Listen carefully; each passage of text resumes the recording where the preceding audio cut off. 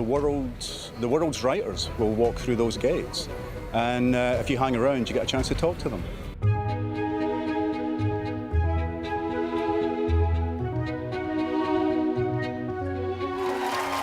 I'm interested in conversations that deal with things that matter, but real, how do we live our lives?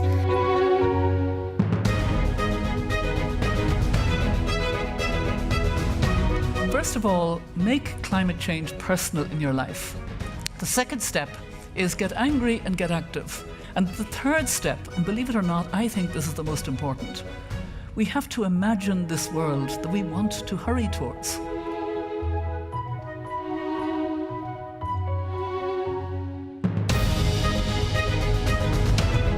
It's about kindness is looking at people as people and not as I voted this, I do this, whatever it is. There are some people we will never get along with, but most of us are a complex mass of different things.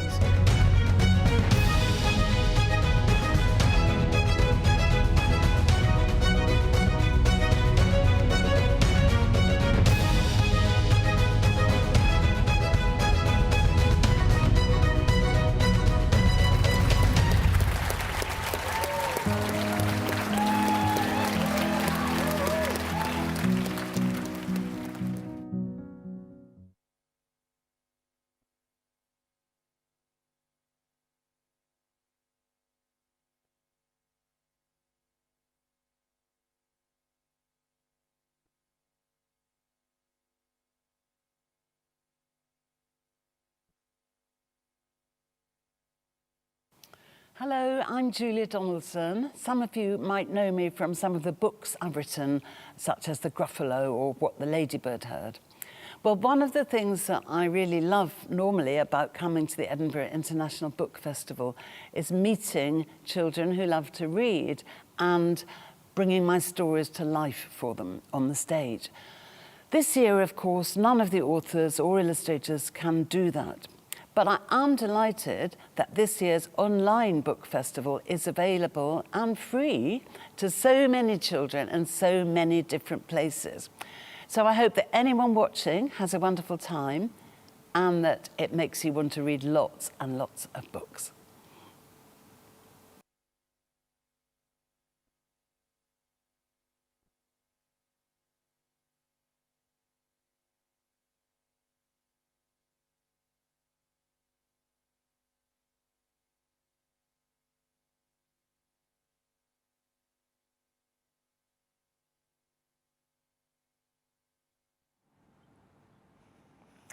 Good afternoon and welcome to Edinburgh International Book Festival Online. My name is Mary Kidd and I am Head of Literature at Creative Scotland. My first job today is to say a big thank you to Baillie Gifford for sponsoring this afternoon's event and all of the festival's children's programme.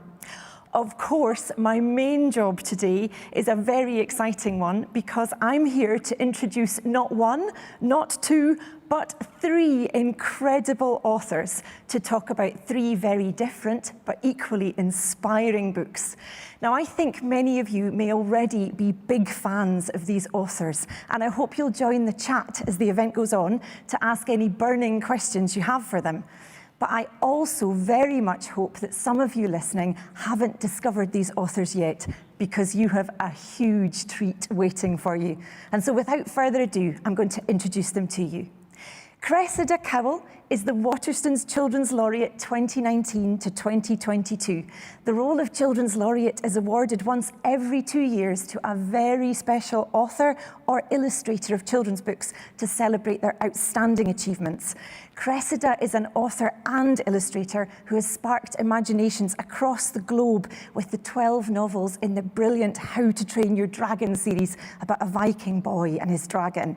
Cressida grew up in London and spent her summer holidays on a small island off the west coast of Scotland, where she says she first began to write stories. How to Train Your Dragon's been adapted into 3 feature films, and Cressida has followed it up with the amazing Wizards of Once series, including Never and Forever, her brand new book we're going to hear about today. Welcome, Cressida. How are you? Where are you? Thank you. Thank you very much. I'm delighted to be talking to you today. I'm I'm actually in my kitchen.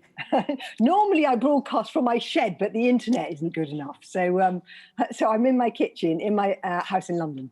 And I think you have a dog with you who might join in today, if we're lucky. Yes, I do. She's currently asleep, but she may join in. Anything could happen. That's one of the exciting things about broadcasting from your kitchen. Absolutely. We don't have enough dogs at Book Festival, so I'm very excited. Joining us as well today, we have Eoin Colfer, who was born in Wexford in the southeast of Ireland. And I think Eoin is maybe just a wee bit too old, I hope he doesn't mind me saying that, to have read How to Train Your Dragon at school. But he does say he first became interested in writing stories by learning gripping Viking stories at school.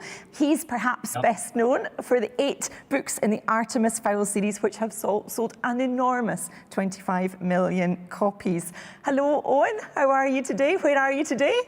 I am in my office in Dublin, and I'm very well. I'm delighted to be here. I'm delighted to be anywhere, even virtually. It is very nice. And I read the Train Your Dragon book, but actually when we met, where was that? We met at some festival in, I don't know, Scandinavia somewhere. Oh, yes. Aarhus. Yeah. Aarhus. I felt so bad. I said, I better read this book. So the next time we meet, I'll be able to say, yes, I like your Cressida. So I'm now saying that. So, but I was kind of predisposed to liking Viking books because Wexford, where I come from, that's where the Vikings landed on their takeover of Ireland. And they were not quite as cheery as the ones in your books, Cressida, I have to say. Really? And there were no dragons with them, so well, I got the mean Vikings. How do you know? Have you ever been back to Viking times? Maybe I am, as Mary intimated, I am that old, so I remember. Well, so that's very exciting for anybody listening. We have an actual Viking with us, or do we? I have my doubts. We do, though. We have 2 quite rare beasts with us in Cressida and Eoin. So we have a current Children's Laureate, and Eoin is a past Children's Laureate. He was Laureate Nanog in Ireland. Apparently, he got a gold medal, which he wears even in the bath. But that's quite exciting. So we have a third author with us. So if we have a past laureate and a present laureate, I very much hope that means we have a future laureate. So no pressure, Kiran. No pressure none at all. And you both wear it so well, I really want it. So I'll introduce Kiran Millwood Hargrave to you. She first burst onto the scene with her novel, The Girl of Ink and Stars, a beautiful book about a map maker's daughter, with which she won the Waterstones Children's Book Prize. So see, she's already on the laureate track already. Kiran was born in Surrey, and she says that when she was little, her ambition was to be a cat. But sadly for the world of cats, but happily for the world of books, she became a writer instead. And today she's going to talk about her book, The Island at the End of Everything, and also her new book, which isn't even out yet. So we're going to get a sneak peek of a brand new book. So welcome, Kiran. How are you? Where are you today? I'm very well, thank you. I'm in Oxford in my office. We might get some quality cat rear end at some point. So I'm just warning everyone, because the desk is normally where my cat sleeps and I'm not very good at kicking her off. So we might have a cat, we might have a dog. Eoin, any possible interlopers from your house? I have 2 young boys. So, well, I say young, one of them is 23, one is 17. So they might come in and you may just see a hand coming in. And I will put money in the hand, and then the hand will go. That would be the extent of your involvement. That's welcome, and thank you to you all for joining us today. And what I would like to do is to ask Cressida to kick us off today by telling us about her brand new book. And maybe even, Cressida, would you read us a little bit? Yes, I will. Yes, I will. My brand new book is the last one in the Wizards of Once quartet. It was intended to be a trilogy, but actually ended up being a quartet. And it's about magic. It's set in the Bronze Ages, end of the Bronze Ages, beginning of the Iron Ages, a time in which magic really existed, obviously. Yeah, like dragons did in Viking times, as I was telling you, Eoin. And this is the last book in the series. And so it was really, oh gosh, actually, it was very... I find it very hard writing the last one, because I want it to go on forever. Anyway, but I'm going to read you very quickly a quick excerpt. By the way, at the end, because I have this thing going through all the books where it's who is the narrator and who is the narrator of this story. And so just because I know that lots of people will skip to the end, I put very firmly epilogue. Anybody who has skipped to this epilogue before reading the rest of this story is a big cheat and should go right back to chapter 1, or I get really quite shirty. because I know that they'll want to know who the narrator is. But I'm going to read you just a little bit. It starts, oh, by the way, I'm so pleased with how my wonderful designer, Sam, has made this book. I always think that books should look like sweets, not Brussels sprouts. So look how sweetie-like. And when you open it up, you have the sort of wildwoods underneath, and there's a beautiful love is greater than witches underneath. At the beginning, it starts like all my books. They're pretty snappily. They're in this mine. Can you see? They're in a mine, so underground. And I'm just going to read from the moment.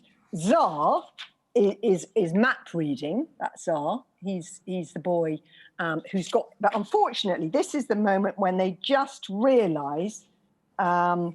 Oh dear, he realises he's been map reading, but unfortunately, he's been map reading, holding the spelling book in the hand with the witch stain on it. And so he said, oh dear, oh dear, oh dear. Tsar swallowed.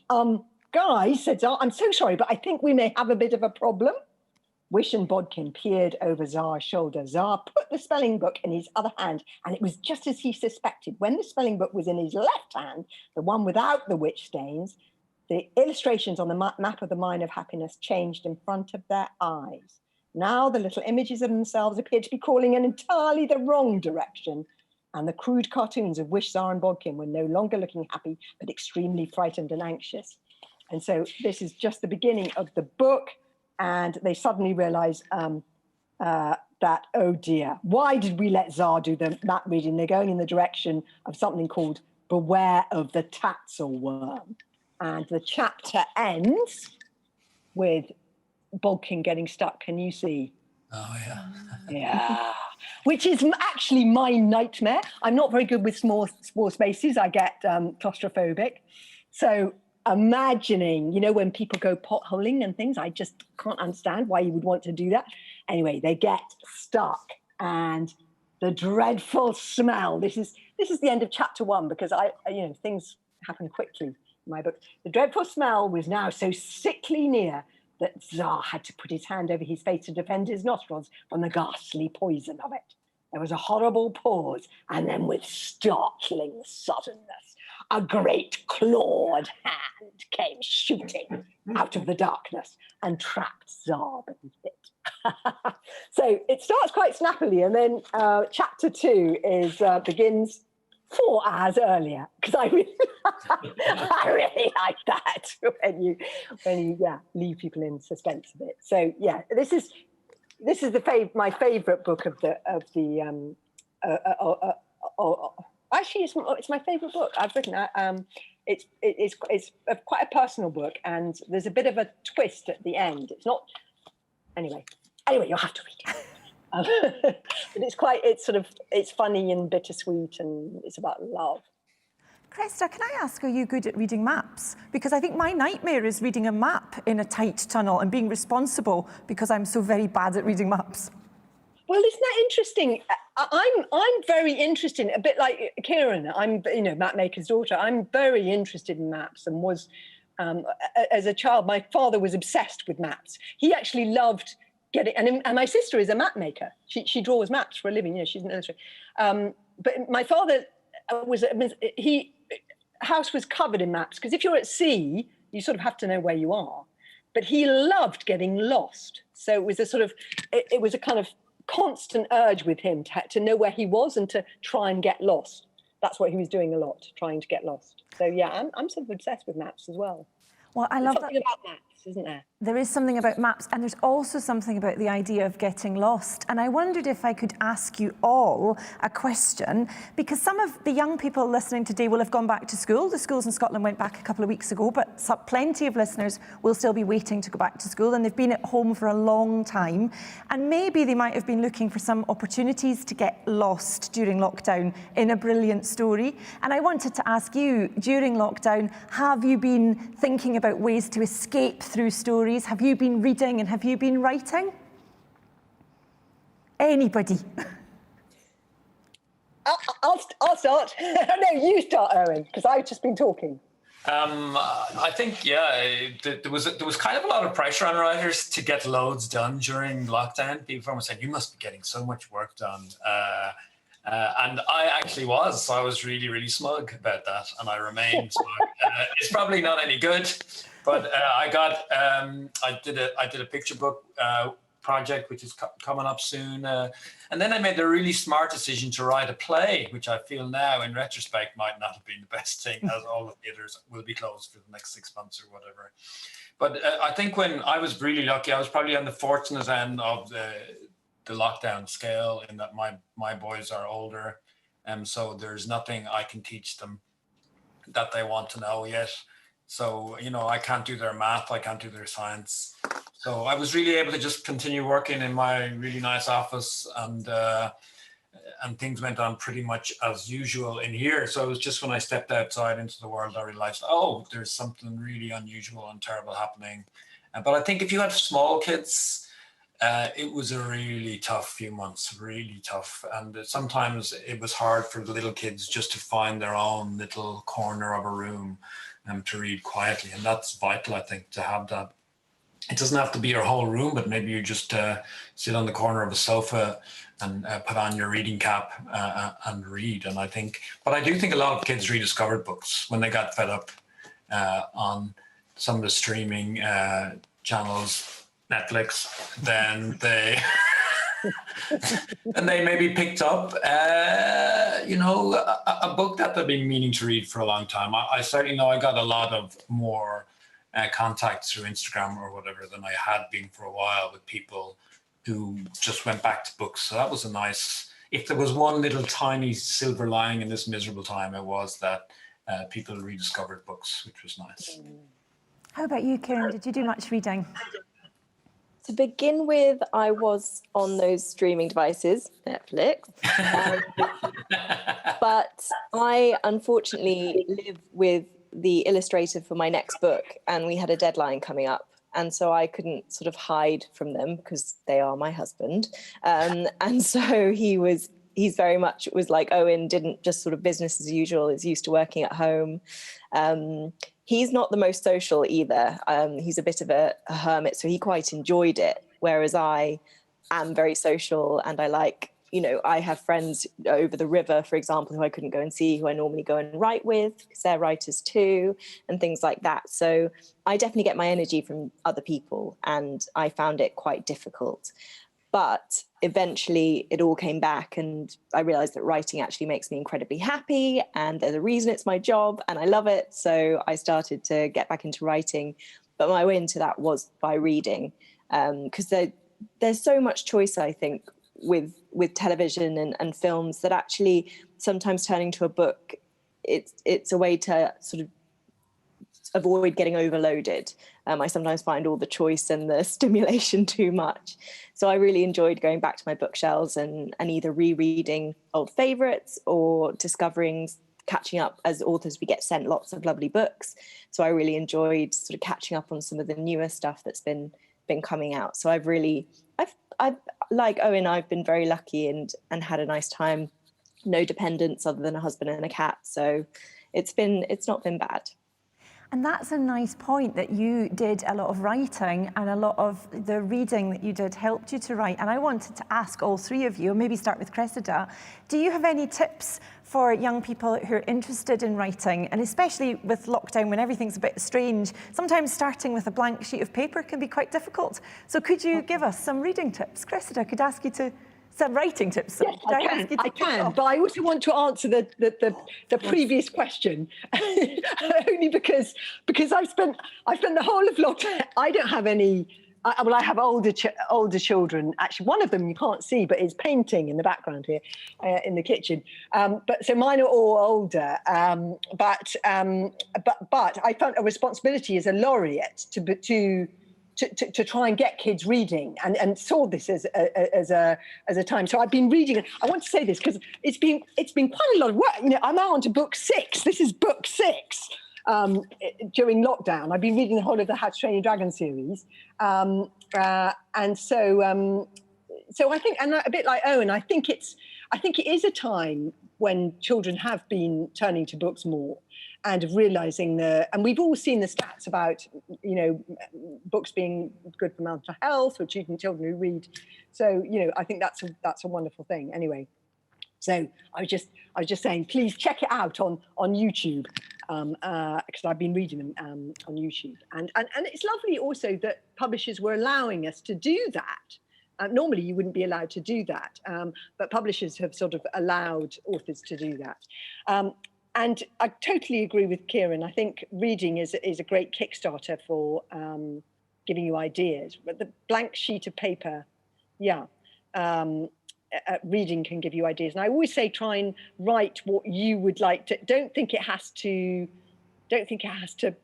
know, be like an essay that you do for school. You haven't got to put in your wow words. You haven't got to, you know, this is just you having fun. Write what you would like to read. If I go back and look at and try and find out what I was writing at age 9, there was absolutely no sign of a future children's laureate. I can tell you, it was messy. It was highly derivative of Enid Blyton, you know, which was book, you know. So just write what you would want to read, you know. And research is the other thing, which sounds so posh, research. But, you know, go on the internet and find out about something, you know, sharks. You know, find out about sharks, and you know, the more you find out about sharks, you're like, oh my goodness, sharks are extraordinary. You know, they have very sensitive noses, and that will give you an idea for a story. So I find research, even in books or on the internet, it's a great stuff. Or draw a map of your imaginary place and write a story about it. Back to maps. Can I ask you a nosy question, Cressida? Because you've written lots and lots of books, when you've been reading How to Train Your Dragon aloud, do you ever find that there's a surprise in it for you now, or do you remember the whole thing? No! Oh my goodness, I keep on being terribly surprised. Oh my goodness, I'd totally forgotten this bit. Yes, and it's quite, actually, I shouldn't say, but I do find myself, I am enjoying it. So I laugh very loudly, and I know that's very conceited. No, I think that's brilliant. But that's a good sign, isn't it? You sort of got to enjoy your own work, haven't you? Because if you don't enjoy it, if you aren't moved by it, if you can't make yourself cry or laugh or think, how are you going to do that for anybody else? Can I, just to make myself feel better, do you guys make yourself laugh or cry when you're writing? Yes. More than anyone else. Well, Kiran, can I ask you for some tips for young writers who are really keen to start imagining their own worlds? Yeah, my top tip is always blank pages scare me, and I have a couple of cheats that I use. One is that I draw maps, like Cressida says. So one of the ones that I actually created when I was in Scotland on a very rainy holiday with no internet. And this became the basis for The Way Past Winter, which is my 3rd book. And I knew I just wanted it to be a journey going north. So they're very basic maps. I'm not an illustrator by any means. But it makes the blank page a bit less scary. And then my plan is just very basic, just words with arrows saying what the landscape is they're moving through. And that was based on Scandinavian myths, which I loved then researching and getting into sort of a whole sort of falling down that rabbit hole of interesting facts. Another one is if you're using a computer to write, which I do because I hold my pen very strangely. Actually, I had to wear a neck brace when I was doing my 11 plus because I hold my pen so strangely. I will fill a whole page with just gobbledygook, just so that I don't have a blank page to to write into. I will literally, or I'll write a paragraph and then copy and paste it 100 times so that my document says 5,000 words or 100 words. And then suddenly I've written 100 words, even though I've actually written nothing at all. So I will trick myself. You probably don't have to do that if it's not your job. You probably should be writing something that you're really excited to get to. But sometimes when you're writing, it's a bit hard to get going. So just cheat as much as you need to. That's an excellent tip. Also nice to know that being somewhere rainy can be quite inspiring for a writer, because I think that's quite often the experience in the UK and Scotland. Well, I think we'll finish the question about inspiration with Eoin, since Eoin is smug and has written lots and lots during lockdown, so he'll have the absolute answers. I don't think so. I do have a few tricks though. I think as an ex-teacher, you're always trying to help kids write essays. And one of the things I realized was that kids are very often very anxious about starting. So they just don't want to do the first, how their story opens. And that's confusing to them. So I always say, kids essay, kids, write the scene you're excited about. You don't have to write the first scene. You can write any scene. And if you're here to write a story, you must have some scene in your head. So go directly to that, and by the time you have written that scene, you'll probably be in the groove, and it'll be no problem for you to go back and do the first page. And that's what I do anyway. Once I finish my plan, I don't start at the beginning and write to the end. I write what I'm feeling excited about that day, and it does help me to get keep a little bit of freshness in it. If you write about something you're just thinking about, because if you have to wait 6 months until you get to that part in the story, you've thought about it 100 times, and then maybe it's not quite as sparky as it might have been. And I don't have the confidence in my writing that the Kiran and Cressida have, because when I read my stuff, I'm literally editing it as I go during a reading with kids, and they're like, "That's not what's in the book, Mr. Colfer." And I say, "You shut your face. Get out of my reading." Yeah. It's okay. It's my own child, so it's fine. Yeah, I don't. And it must be some kind of insecurity. But anytime I read anything, I'm going, "Oh my God, why would you write that down?" You know, that's terrible. So no one else is looking at this, right? I'm just talking to you two. Yeah. It's a circle of trust. Yeah, we won't tell anybody.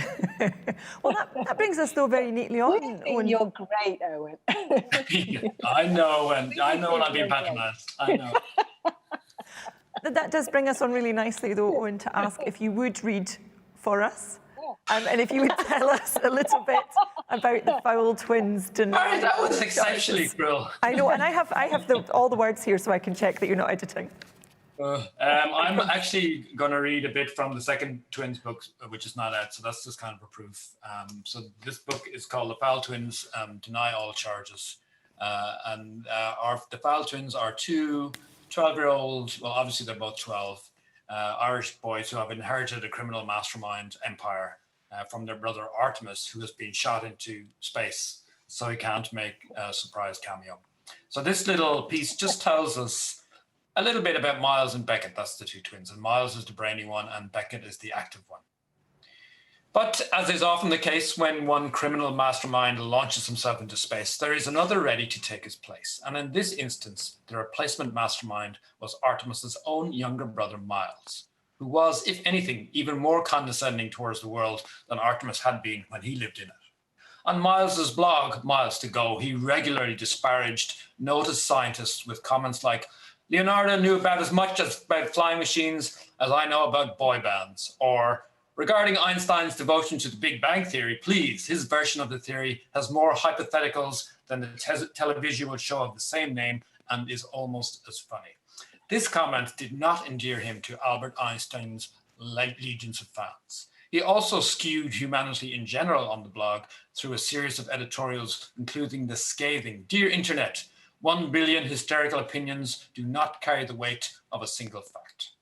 The comments following this article ran into tens of thousands without one smiley face in the bunch. Fortunately for social media's blood pressure, Miles' acerbic nature was tempered somewhat by the presence of his twin brother Beckett, who was of a sunnier disposition, or as Miles often put it, "Where I see the dispersion of light in water droplets, Beck sees a rainbow. Though he could never stop himself from qualifying this remark with, although anyone who has so much as flipped through a meteorology text can tell you there is no bow involved. This remark demonstrated that Miles Fowl had about as much of a sense of humor as a Vulcan, and that he was possibly in the top 5% of smug people on the planet, and in the top 1% of smug 12-year-olds overall. Beckett was in many respects his siblings' total opposite, and had they not been related, it seemed unlikely that they would have enjoyed each other's company.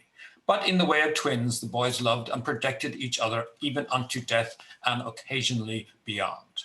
For Beckett's part, he safeguarded Miles using his physicality, a sphere in which Miles had about as much prowess as a piece of sod. He was forever tripping over footpaths and falling upstairs, which is almost a skill.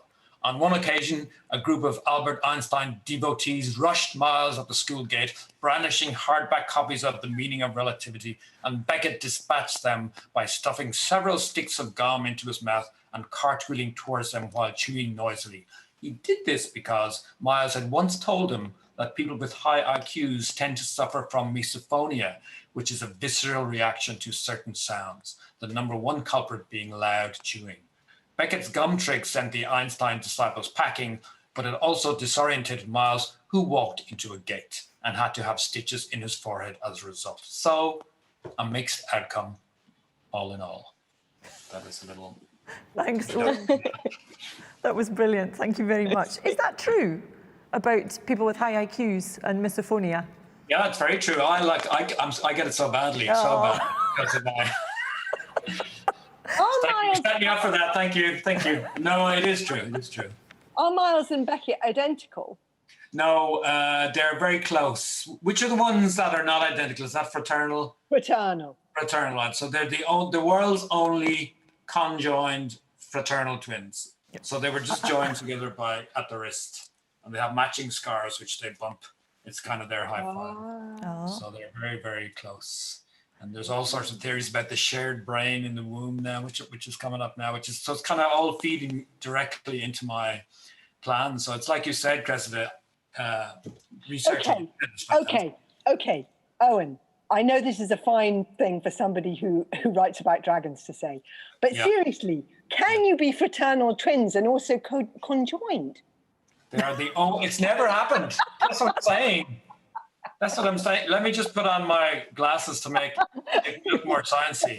Yeah. How dare you impute my... No. It shouldn't happen, but these are the first twins that it's happened to. That's why they're so special. They have a special look, almost psychic. Yeah. You're quite right. Unlikely, but not impossible. There you go. Do you like the glasses? Really sell it, though, don't they? Because when I take off the glass, I go, that's not true. Oh, it is true. So, Need to get me some. I don't have glasses. Well, that brings me neatly on to my next question, which is about how you all visualise your characters, because obviously Cressida draws her characters as well as writes them. And Eoin, I might start with you and then ask Kiran and then Cressida. Do you have a really strong picture in your head of what your characters look like and what all of your settings look like? Do you ever draw them? When I was in school, a younger guy, I wanted to be a graphic novel artist and write my own graphic novels and illustrate them. And then I suffered from the unfortunate condition of being rubbish. So I had to abandon that plan. So I've always kept that, the visual element. So people often say to me, my books are quite cinematic, which is debatable, but I think they're actually graphic. So when I'm writing a book, I'm seeing it like a graphic novel. And originally I did have my own pictures, but then I started to work with the wonderful Andrew Donkin and Giovanni Rigano, and we did the graphic adaptations of Artemis, and that has completely supplanted my own vision. Gio, Gio, Cressida, he's so good. He's so brilliant that his versions of my characters have just taken over. So I'm very lucky in that respect, but any of the characters he hasn't drawn for me, I do have a very strong image of what I want them to look like. That's fascinating. Kiran, could I ask you the same question?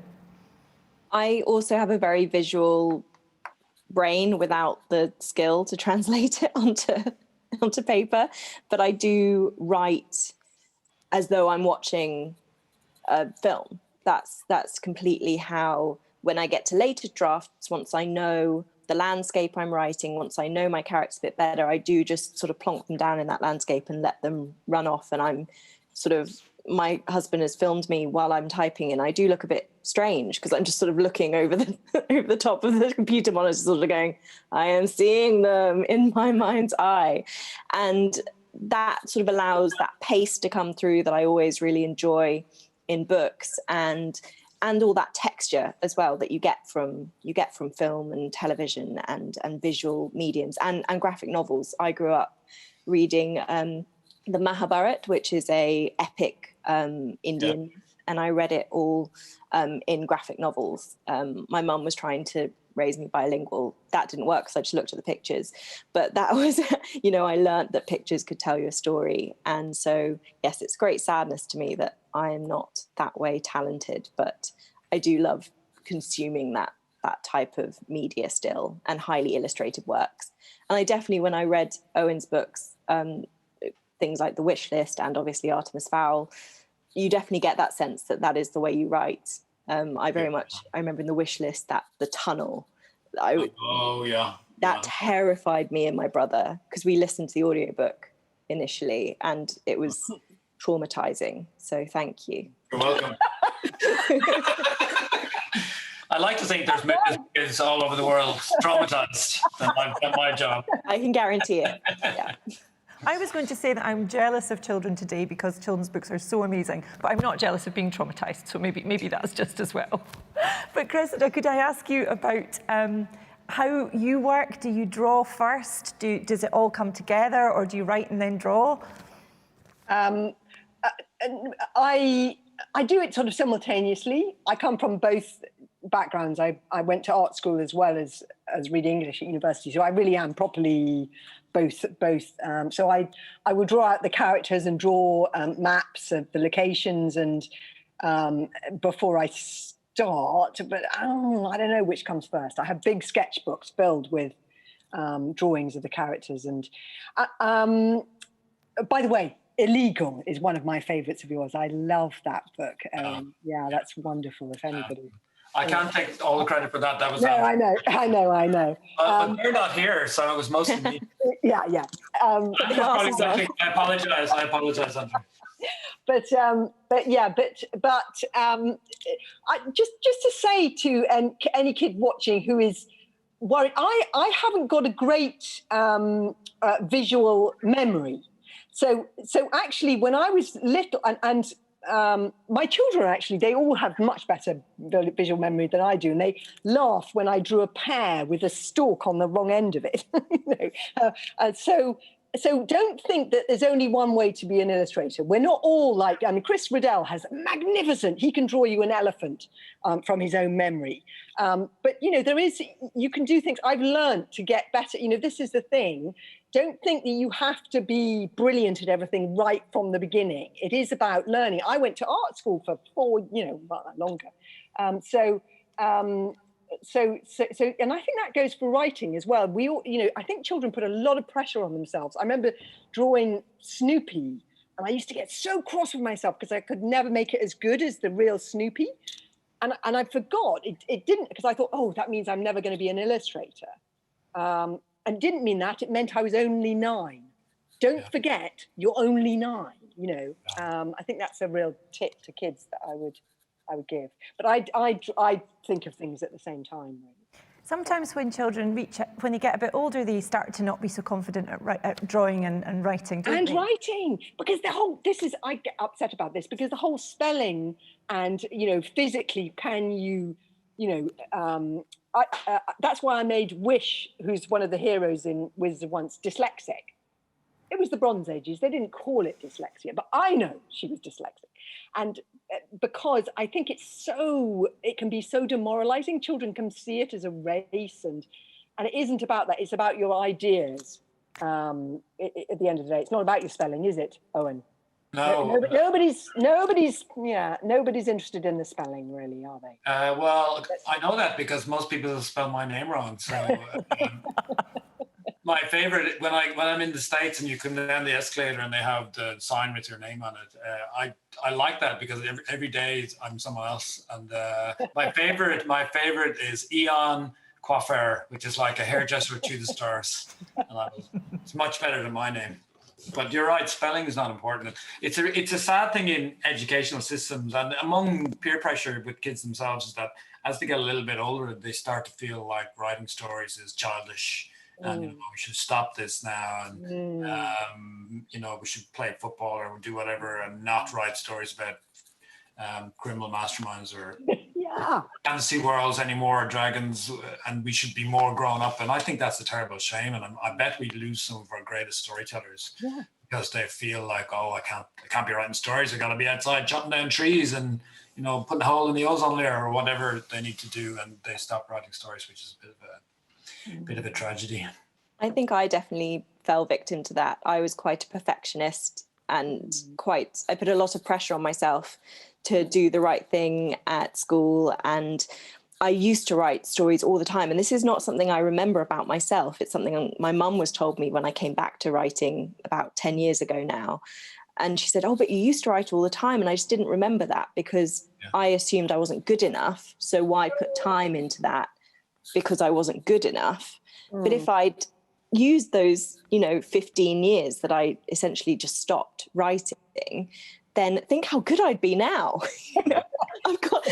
So I always say, to kids who are thinking maybe they might want to be a writer, or even if you don't, keep it up because you never know what the future is going to hold. And it is a craft, it's like a muscle. The more you use it, the stronger it gets. And, the same goes for your imagination. So I really regret that pressure I put on myself. And I wish I'd lightened up on myself a bit more.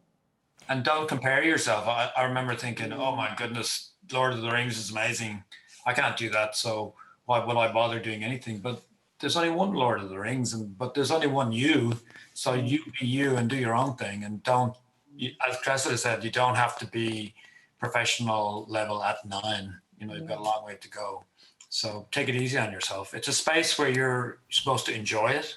It's supposed to be good for your mentally, writing your own story, get it out on a page. So don't beat yourself up. Just relax, enjoy it, and have fun. Well, that's what I do. And that brings us nicely to ask Kiran, perhaps, to tell us a bit about your new book and perhaps read us, I think you're only going to read us a tiny little snippet to give us a taste of it. So this is my new book that's not out yet. It's not out for a month. It's out on the 1st of October. And this will be my 4th book for younger readers, sort of 8 to 12 and anyone over that as well too. And it's set this time in the Italian city of Siena, which I thought I visited for the first time 5 years ago with my parents-in-law and my husband. But actually, I took my first steps in the Piazza del Campo, another thing that I didn't remember that my parents had to sort of hint me at. And this follows Sophia, and she lives with her mother, who is an ossuarist, and that is someone who builds things out of bones. And their whole house is crafted of bones. And her mother also has a very special secret skill that no one can find out about because everyone will want it. But then one day someone does, and her mother goes missing, and Sophia must set out across the city to find her missing mother. So I'm just going to read you from the opening. Just have a piece of paper that's still got my edits on it, because this hasn't actually gone to the printers yet. So if you spot a mistake, please tell me. Feedback welcome. In the grounds of a ruined monastery on the outskirts of Siena, a girl awoke in a charnel house. All about her were skeletons. By the thin shafts of light flitting in from the slits in the ribcage shutters, she could see the bed about her, built from tibias and fibulas. Her mother and brother's beds an echo along the other walls. A moon-white skull, still warm from last night's fire, was cupped over her feet.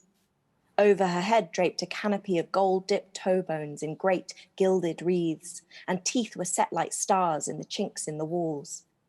But the girl was not afraid. This house of old and golden bone was her home, and today was her 12th birthday. I think Owen has passed out with how great that was. Yeah, Owen's just jealous, so he's left us. I think Owen's maybe had a problem with his internet and he'll rejoin us very soon. I don't think he's really gone off in a huff. I don't think that's true. But since we've lost Owen for a couple of minutes, maybe that would be a really good time to start asking you some questions, because I have an iPad here with lots of questions from the young people listening. And I can be Owen. You can be Owen. You can say whatever you like. He's not here yet, so so I'm going to start with a question for you two first. Do you get any ideas for characters from real people? Cressida, do you want to? Yes. Admit? Yes, I do. I mean, it's not. It's not like they're completely. I then take them into another direction, and you sort of change them. But yes, I mean, Stoic the Vast, Hiccup's father, was very much inspired by my relationship with my father, and he has many characteristics that are quite similar to my dad. My dad was very pompous, you know. So Stoic's quite pompous and has that rather endearing pomposity. And I adored my father, but wasn't a bit like him. And my dad was somebody who wasn't very chatty, who didn't talk about his feelings very much. And so that relationship very much. Yeah, I take a lot of. Because I think for a book or anything to resonate and to really mean something to somebody else, you have to put true things into it and true feelings. And for things to be so, I'm quite open about doing that with myself. So my own feelings of inadequacy measuring up to my father, I absolutely put it into Hiccup. Because otherwise, how on earth is it going to mean something to somebody else?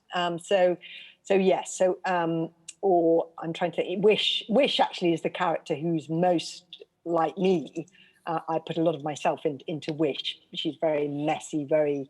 So lovely. Yeah. Yeah. So yes, I do that a lot. What about you, Kiran? I've become more and more confident with it. To begin with, it was something, you know, I didn't think that was something you did. I thought that, you know, you had to invent everything. And then even in my first couple of drafts for The Girl of Ink and Stars, I realized how wrong I was, and that actually write what you know makes sense, because it's not about writing what you know. You know, Cressida didn't grow up with dragons, as far as I know. And oh, sorry, I didn't mean to. And I didn't grow up on an island that was sort of threatened by this fire demon. But what I do recognize was loving my home and loving my family, and understanding that while I might not see myself as a traditionally brave person, I could be brave for the people I loved. And so that is a lesson that I've taken forward into all my books. And I think finally with A Secret of Birds and Bone, my next book, I have finally stepped into that. And Sophia is probably the character who is most like me of all my books. And I'm quite comfortable with that now. I'm quite comfortable with giving her my strengths, my weaknesses, and looking at myself in that way. I think it's quite a brave thing to do, to be able to see yourself that clearly. Well, that leads on brilliantly to another question here, which is, what's the scariest thing you've ever done? Cressida? Well, I did lots of scary things as a child. Again, I'm going back to Hiccup and Stoic, without really intending to. Like, I wasn't asked my opinion, as was the fashion in the 1970s. You didn't really ask the kids what they thought. You just took along. So I was taken out a lot. I mean, unlike here, I really did spend a lot of time on this island off the west coast of Scotland. That was a real place. That was the inspiration for the Isle of Burke. And so we were taken out in storms a great deal. So probably the scariest things I did were things like that, going out in storms where, Especially on the west coast of Scotland, we can have some Yes. terrifying storms. Not the Mediterranean. Not the Mediterranean, indeed.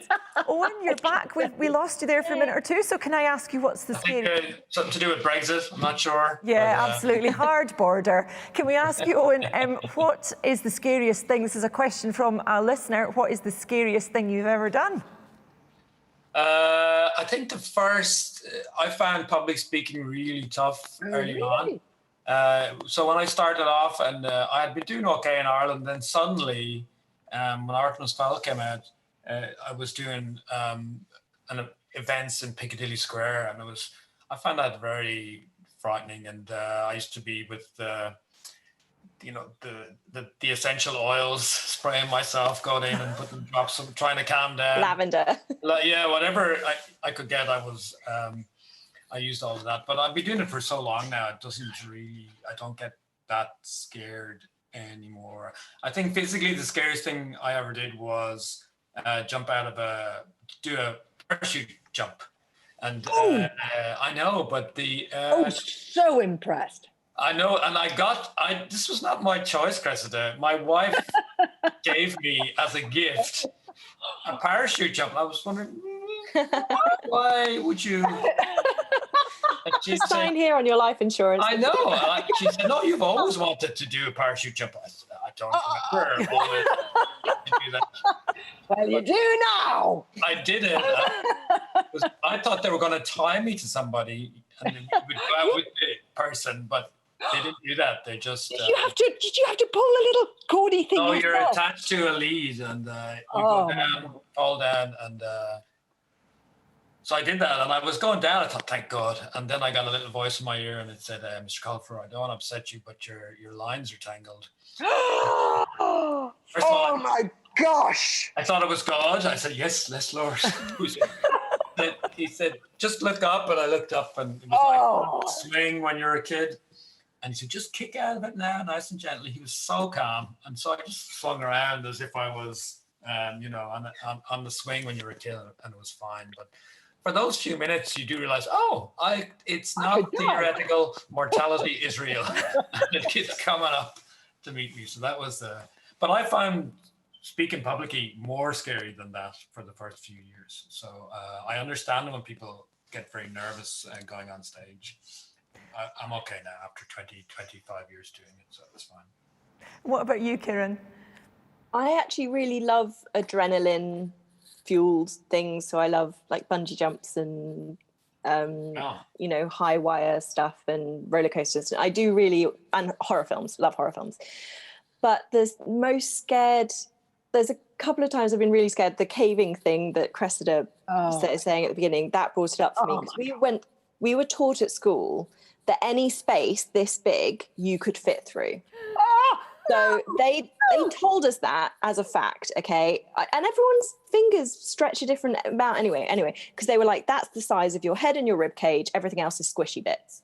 So I used this when we went on holiday in Wales with my brother and my dad and my mum, but my mum doesn't like that sort of stuff. And I got stuck. And were you just impromptu caving? Yeah, we were just caving. We were just what? No official anything, Kiran? No, just with my dad. Oh my God. All my bad stories are with my dad. He just doesn't plan. He just goes. I got out eventually, but I was there for about 10 minutes, stuck in a dip in the rock with my dad behind and my brother pulling me from in front. About that. And the other, yeah, exactly. I was like, but it says I could fit. That's not true. And the other time was also with my dad when I was at the beach with my dad and my brother and I were on a Lido, and we started getting pulled out by the tide. And my dad thought we were waving, but we weren't. And I was kicking. I think I was about 10 and my brother was 7, so he was on the Lido while I was kicking. And I managed to keep us in the bay, but only just. And it's North Norfolk, so there's quite a strong rip sometimes out there. So my dad is not to be relied upon. Yeah, that sounds like the end of Titanic. You're on the bed. It's like, I'm sorry. Yeah, my brother was just like chilling. He was fine. He was like, sis has got this. It also sounds a little bit like you had a real-life version of that illustration that Cressida showed us at the very beginning. Have you stuck in that cave? How very I know, it was terrifying. hugely triggering. Sorry about that. I had no idea. That was unplanned. Well, let's turn to more positive questions. And can I ask you each, which is your favourite of the books that you have written? Eoin, can I start with you?